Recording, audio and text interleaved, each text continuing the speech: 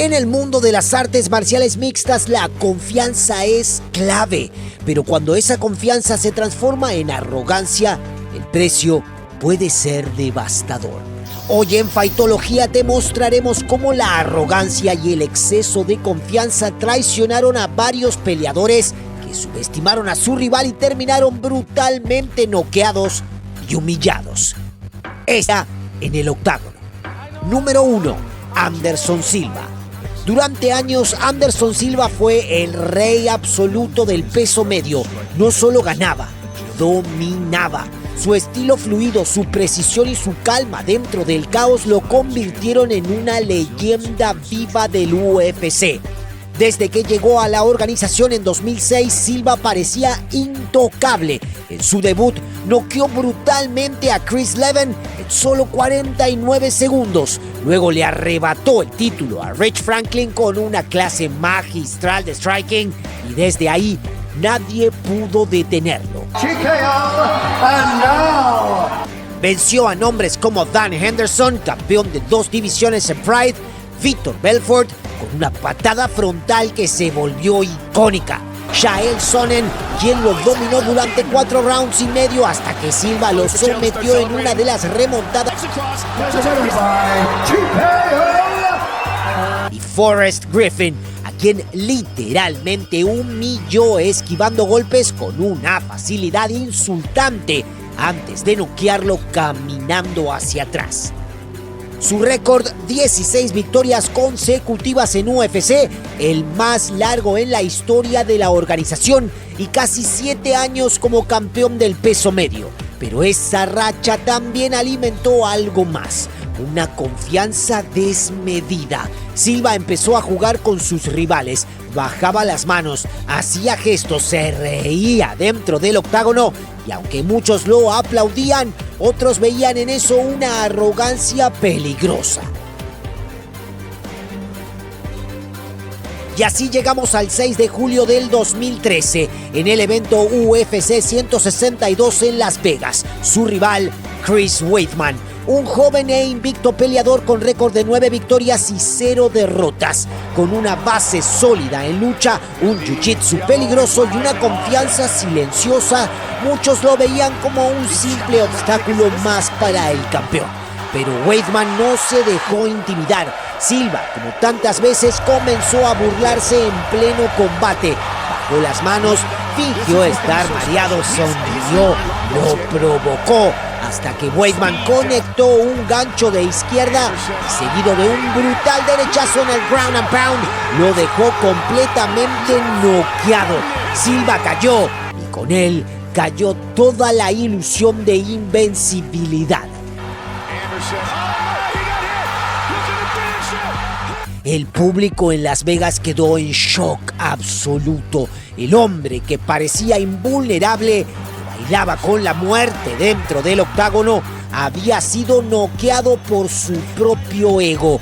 Aunque en un principio Anderson Silva no admitiría su error y se limitó a elogiar a su rival, diciendo que simplemente fue mejor que él, en una entrevista posterior reconoció lo que todos habían visto. Jugué demasiado con Chris, pensé que tenía el control y en el momento en que bajé la guardia él me conectó. Fue una lección para todos. En la MMA el respeto no es opcional, porque el mínimo error, la mínima burla puede costarte todo. Número 2. Michael Venom Page, también conocido como MVP, no es un peleador cualquiera, es un showman, un artista del octágono con un estilo único, mezcla de karate, taekwondo y striking poco convencional. Page se hizo famoso por su manera extravagante de pelear. Manos abajo, movimientos exagerados, bailes y burlas constantes a sus oponentes. Desde su debut profesional, acumuló victoria tras victoria con una facilidad que parecía insultante. Knockouts espectaculares, celebraciones llamativas. Uno de sus momentos más recordados fue cuando noqueó brutalmente a Evangelista Cyborg Santos en junio del 2016, fracturándole el cráneo con una rodilla voladora Luego celebró lanzando una pokebola sobre su rival caído, simulando haberlo capturado con el videojuego Pokémon.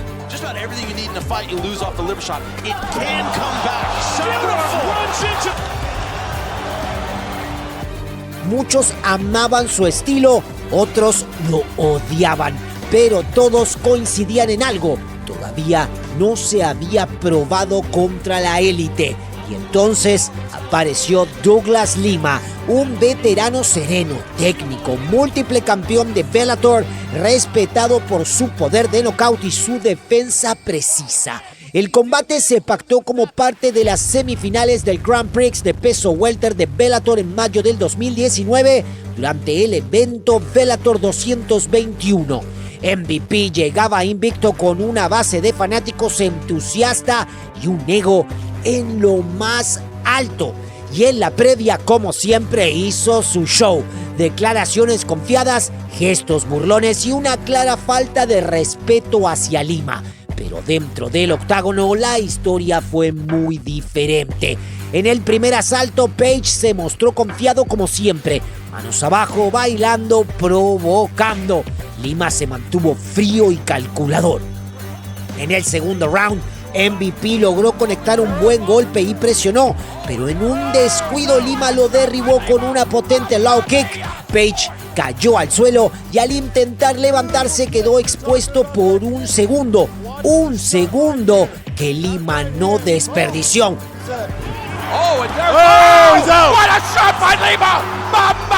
¡Boom! Una derecha limpia al rostro. MVP cayó como un árbol, completamente noqueado. Fue uno de los momentos más impactantes en la historia de Bellator. La arrogancia de Page enterrada en un instante. Número 3. Jake Congo. Roy Nelson, mejor conocido como Big Country, parecía más listo para un concurso de comer costillas que para una pelea de alto nivel en la UFC. Con su enorme barriga, barba de leñador y pinta de tipo que se quedó dormido viendo tele con una cerveza en la mano, era fácil subestimarlo. Pero detrás de ese aspecto de tío bonachón había un veterano con un poder de nocaut devastador y una de las mandíbulas más resistentes del UFC. Por otro lado, Jake Congo, un físico musculoso, técnica pulida y amplia experiencia en kickboxing, representaba el estereotipo del luchador profesional moderno. Llegó al combate en UFC 159, celebrado el 27 de abril de 2013, con una actitud confiada, rozando la arrogancia. En las entrevistas previas insinuó que Nelson no era un desafío real, dejando entrever que el físico de Roy lo ponía en desventaja. Una percepción que también compartían muchos analistas, quienes favorecían a Congo por su técnica, alcance y presencia física. Esa confianza excesiva quedó evidente desde el inicio. Congo intentó imponer su striking lanzando combinaciones con la intención de intimidar y controlar la pelea. Sin embargo, Nelson, fiel a su estilo, mantuvo la calma y esperó el momento perfecto para atacar. Cuando Congo se acercó un poco más de lo necesario, Nelson soltó un derechazo fulminante. El golpe conectó directamente en la mandíbula del francés, quien cayó al suelo de inmediato, completamente noqueado. El árbitro detuvo la pelea al instante y el público enloqueció ante el inesperado final.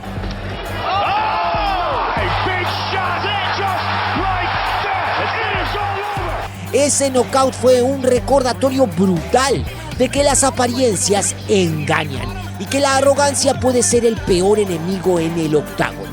Mientras Congo se retiraba humillado, Roy Nelson celebraba con su clásica barba y sonrisa relajada, demostrando una vez más que el poder de un solo golpe puede destrozar cualquier expectativa o prejuicio.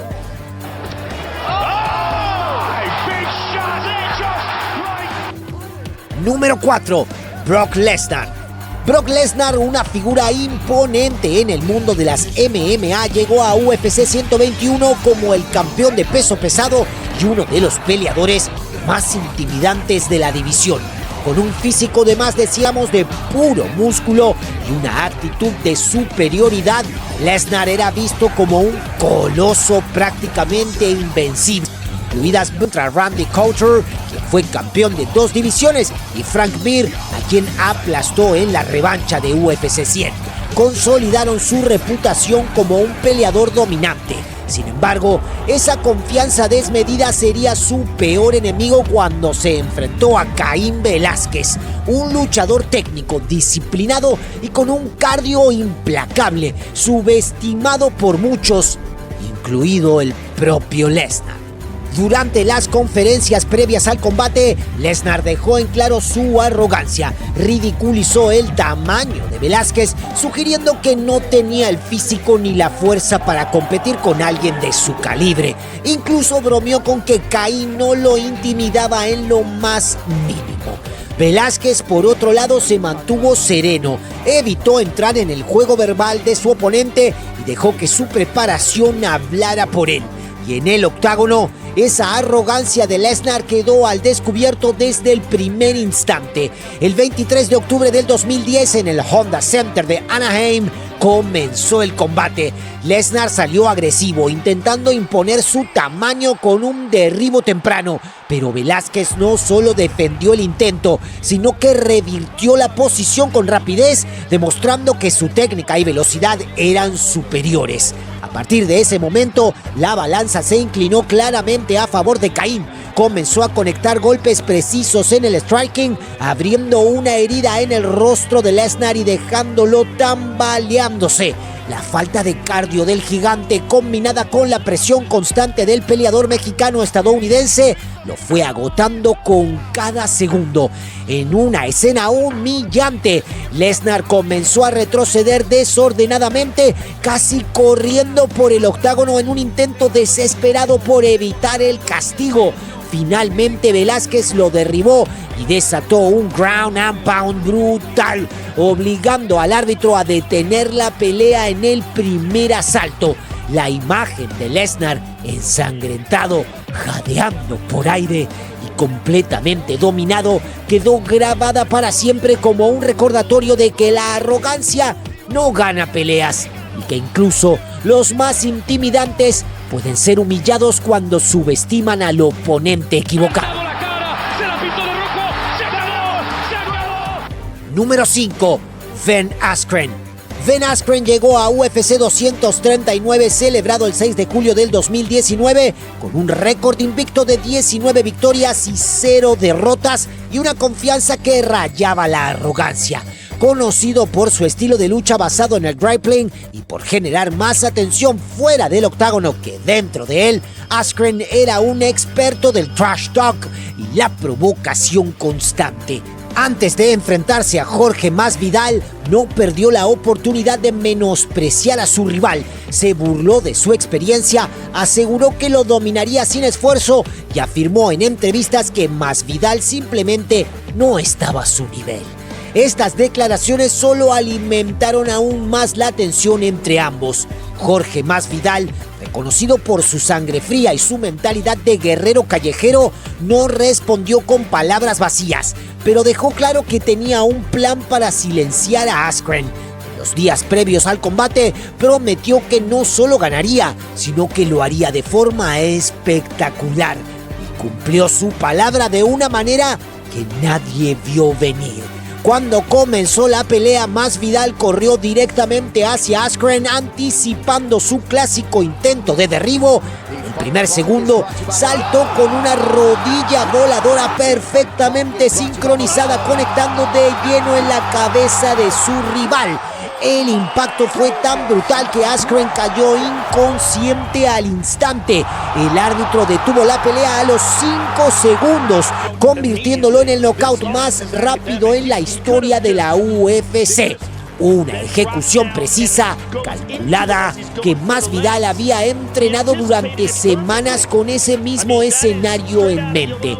La victoria de Masvidal no solo quedó registrada en los libros de récords, fue también una humillación pública para Ben Askren, un peleador que habló más de la cuenta y fue destruido de forma fulminante, de siquiera de tener la oportunidad de poner las manos sobre su rival. Cuando se le preguntó más tarde sobre los golpes extra que conectó después del rodillazo, Jorge respondió con una frase que se volvió viral en todo el mundo. It was super necessary.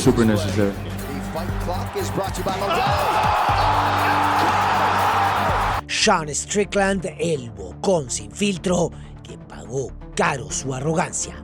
Sean Strickland no es solo un peleador, es un provocador profesional, un tipo que no respeta a nadie, ni dentro ni fuera del octágono, y que convirtió su arrogancia en su marca personal. Hey, there's nothing wrong with that, man. If you like to fucking hurt people, you're in the right sport, man. Like, I would love nothing more than to kill somebody in the ring. Nothing more. To make me super happy. Sí, dijo eso, y no fue lo peor. I told you with Jack, as the rounds go on, you start seeing the black eye and the blood, and it's fucking fun. It gets my dick hard, you know? That's probably the only thing in life that I enjoy. It's a lot funner when they can't fight back, though. That's the problem. Jack could fight back. Strickland decía lo que quería, como si estuviera en una taberna del viejo oeste, no en la organización más grande de MMA del mundo. Y como si no fuera suficiente con hablar como villano, también comenzó a subestimar a peleadores con mucho más nivel técnico. Not even a good striker, bro. Like, what is prayer? Sí, es Alex Pereira, el mismo que venía con una leyenda detrás, el mismo que había noqueado a Adesanya 2 veces en kickboxing. Pero Strickland no escuchaba, no analizaba, solo hablaba. Y entonces llegó la pelea UFC 276, julio 2 del 2022, Las Vegas, Nevada.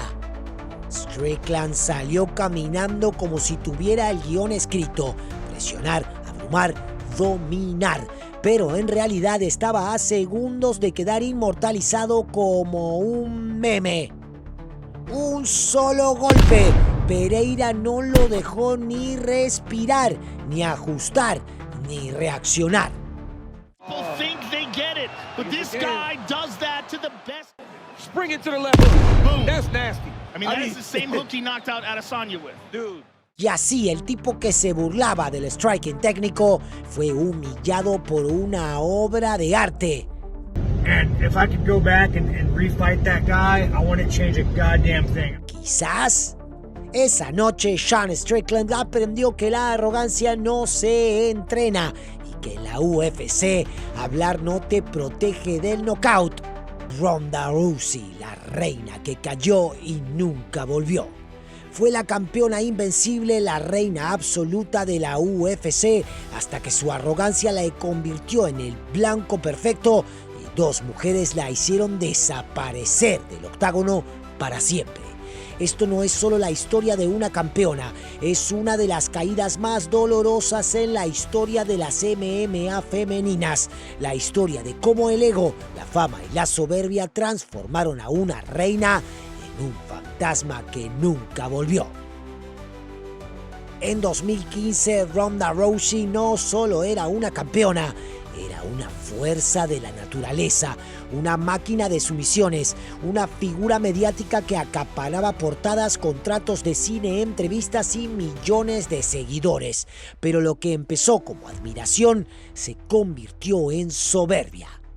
Reach advantage on me, and she's the kind of person that I have to be a lot more careful with and a lot more. A cada conferencia de prensa, Ronda llegaba no como una atleta, sino como una estrella que miraba por encima del hombro a todas sus rivales. Despreciaba a sus oponentes con palabras, gestos e incluso con el lenguaje corporal. Y lo peor es que el mundo entero parecía respaldarla. Hasta que llegó Holly Holm, una ex campeona mundial de boxeo con una trayectoria impecable, pero silenciosa, sin farándula, sin arrogancia, solo trabajo. El 15 de noviembre del 2015, en UFC 193, ante más de 56,000 espectadores en Melbourne, Ronda entró al octágono creyendo que sería otro paseo de gloria. Holm, en cambio, entró con un plan, hielo en la mirada.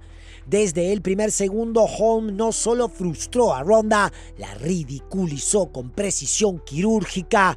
Donde Ronda lanzaba golpes torpes y desesperados, Holm respondía con contragolpes limpios.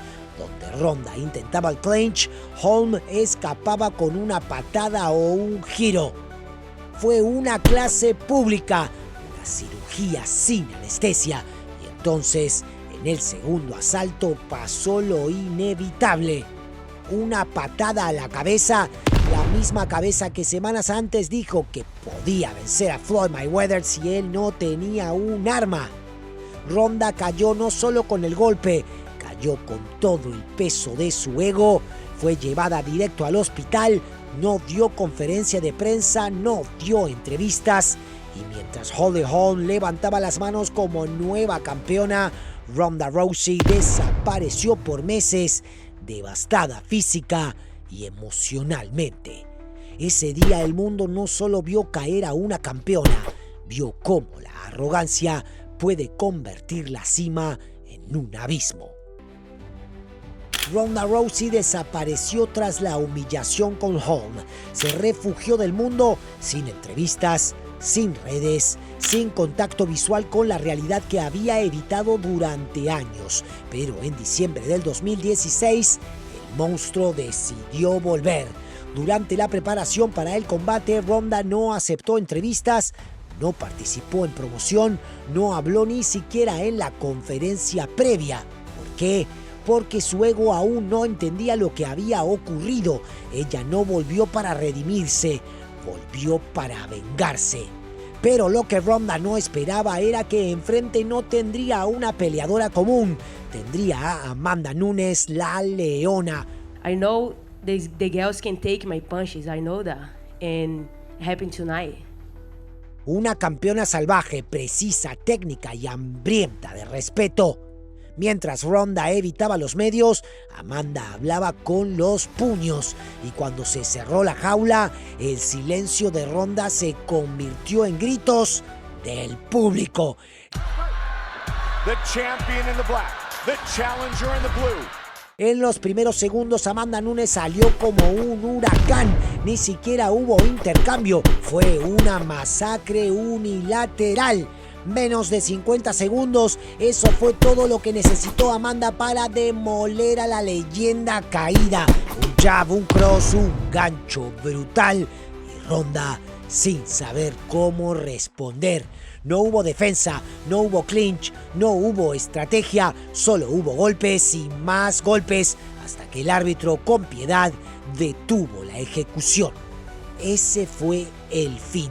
Ronda Rousey no volvió a pisar el octógono nunca más. Se fue sin despedida, sin disculpas, sin explicaciones. Y su arrogancia, la que la hizo famosa, también la hizo desaparecer. Conor McGregor. Estos son los momentos en que Conor McGregor fue humillado por ser demasiado arrogante. En un momento de su carrera, Conor McGregor fue un dios del octágono. Getting better here in this round, though. Oh, man. Until that. Oh, he's done. Over the top, looking to finish it here. Oh, he hurt him. Conversation, looking to finish the fight. That's it. 10 seconds. Oh, he's hurt. Could he finish? Hasta que su propia arrogancia lo hizo caer. El irlandés hablaba basura como nadie, pero al principio lo respaldaba con knockouts brutales, destruyendo a algunos de los mejores pesos pluma. Oh, my God. The first punch he threw slept him. And Aldo connected with a left right after as he was getting knocked out. And then hammered.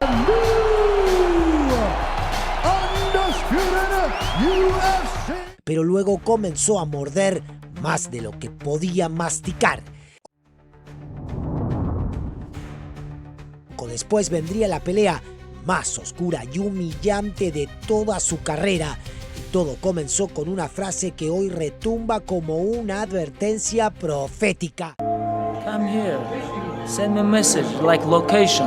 I'm gonna come. Wherever you want, doesn't matter. Ireland, New York, Brooklyn or Moscow, doesn't matter. Tell me, where? Envíame tu ubicación. Así arrancaba la guerra personal entre Conor McGregor y Khabib Nurmagomedov, que culminaría en una de las rivalidades más salvajes en la historia de la UFC. En ese momento McGregor ya era multimillonario, tenía negocios de whisky, trajes, gimnasios y había sido despojado del título de peso ligero por inactividad. Ese cinturón lo tomó Khabib, quien lo ganó con autoridad frente a Al Iaquinta en UFC 223. Pero días antes de ese evento, la locura estalló. Todo empezó cuando Khabib confrontó y abofeteó a Artem Lobov, uno de los amigos y compañeros más cercanos de McGregor, por haberle faltado el respeto. Lo que vino después parece sacado de una película de gángsters. Conor voló desde Dublín a Nueva York y con varios hombres irrumpió en el Barclays Center y lanzó una carretilla contra el autobús de peleadores donde viajaba Khabib. El resultado: varios lesionados, peleas canceladas y un Dana White completamente furioso.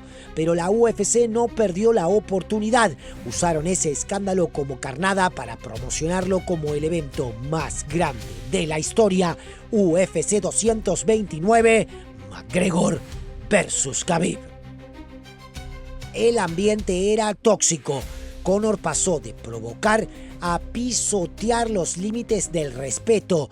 Smash me, mate. Smash me. Smash me. You say send location. Here it is, right here in front of you. I'm right in front of you. Did you not see me outside the bus now? Did you not see me right in front of you outside the fucking bus? For war, this fool is saying it's gonna be a long night. Trust me, mate. I'm ready for a long night. You hold on to legs for dear life. That's how you fight.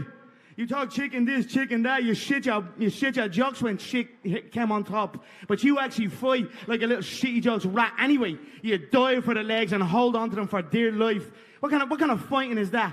What kind of man, what kind of way of fighting is that? You're a phony, a fake, and I'm gonna expose you. Look at that. You're a fake lying rat. A fake Shut your mouth, mate. Pero Khabib no mordió el anzuelo, solo prometió castigo. I'm come here for smash this guy. I come here for legacy. You come for money. You come for money. I come for legacy.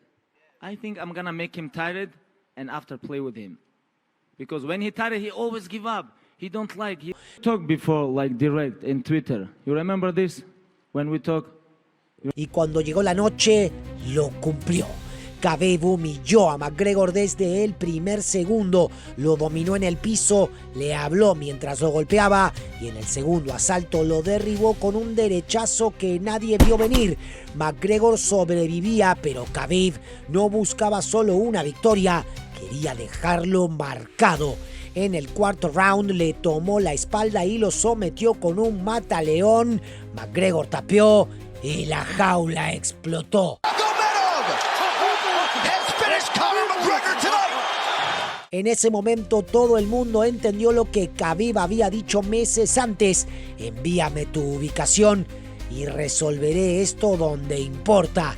Pero la humillación no terminó ahí. En un estallido de furia, Khabib saltó la jaula para atacar a Dillon Danis, el entrenador de Jiu-Jitsu de McGregor.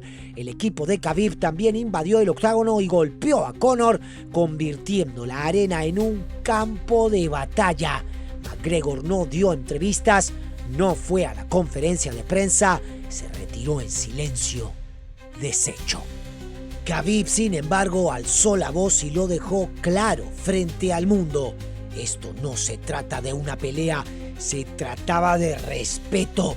Él habló de mi religión, de mi padre, de mi país. Yo vine a defender el honor. He talked about my religion, he talked about my country, he talked about my father. Y lo hizo rendirse ante millones de personas, convirtiéndose en el villano que venció al villano.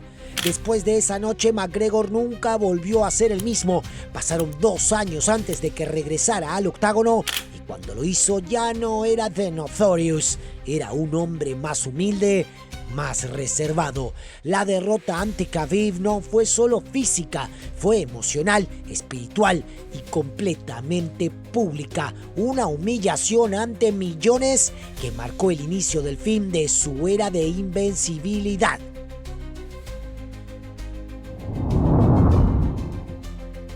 Conor McGregor, tras haber sido humillado por Khabib, volvió al octágono en el 2020 con una nueva imagen, más amable, más centrado. Ya no era el bocón desenfrenado que desafiaba al mundo, o al menos eso parecía. El 18 de enero de ese año venció a Donald Cowboy Cerrone en apenas 40 segundos con una lluvia de golpes que devolvieron la esperanza a sus fanáticos. Conor está de vuelta, gritaban, y con esa victoria parecía que el rey regresaba al trono. Pero el destino tenía otros planes. En enero del 2021, McGregor aceptó una revancha contra Dustin The Diamond Poirier, a quien ya había noqueado en el 2014 en solo un round. En su mente, esto era una formalidad. McGregor sonreía, mostraba respeto en las conferencias y hablaba de donar a la fundación de Poirier, pero Dustin no había olvidado nada. 7 años atrás, McGregor lo ridiculizó, lo insultó, lo hizo ver débil frente al mundo. Esta vez, The Diamond venía con fuego en el alma y dinamita en las piernas. El 23 de enero del 2021, UFC 257 fue testigo de una noche histórica. McGregor comenzó bien, su boxeo era limpio, preciso, dominó el primer asalto, pero Poirier tenía un plan. Pateó su pierna una y otra vez, un golpe sutil pero calculado. Cada patada era una inversión a futuro y funcionó. McGregor perdió movilidad, su postura se quebró, su defensa se desmoronó. En el segundo round, una ráfaga de golpes de Poirier estalló sobre McGregor como una tormenta y por primera vez en su carrera, McGregor cayó por nocaut en la UFC. El rey del caos había sido apagado. Knockdown from Poirier! Dustin Poirier has Lafayette, Louisiana! Pero el ego de Conor no conocía el retiro. En julio del 2021, solo 6 meses después, McGregor pidió una trilogía. UFC 264 fue el escenario. Esta vez, McGregor volvió a su versión más venenosa. Insultos, gritos, amenazas de muerte, burlas a la esposa de Poirier. El viejo Notorious estaba de vuelta. Your wife is your husband. You're only a little of a thing, a silly little hillbilly. Joe Lee's wife, Joe Lee's wife, Joe Lee's wife. Pero el karma también lo estaba. En el primer round, Poirier lo llevó al suelo, lo castigó y lo desarmó. McGregor sobrevivió hasta que en los últimos segundos del round lanzó una patada, apoyó mal el pie y su tibia se partió en 2. McGregor cayó al suelo entre gritos de dolor con el rostro desencajado y la pelea fue detenida. Victoria para Poirier, derrota para McGregor y una imagen que nadie podrá olvidar. Conor sentado contra la jaula, fracturado, gritando insultos mientras Poirier celebraba tranquilo del otro lado.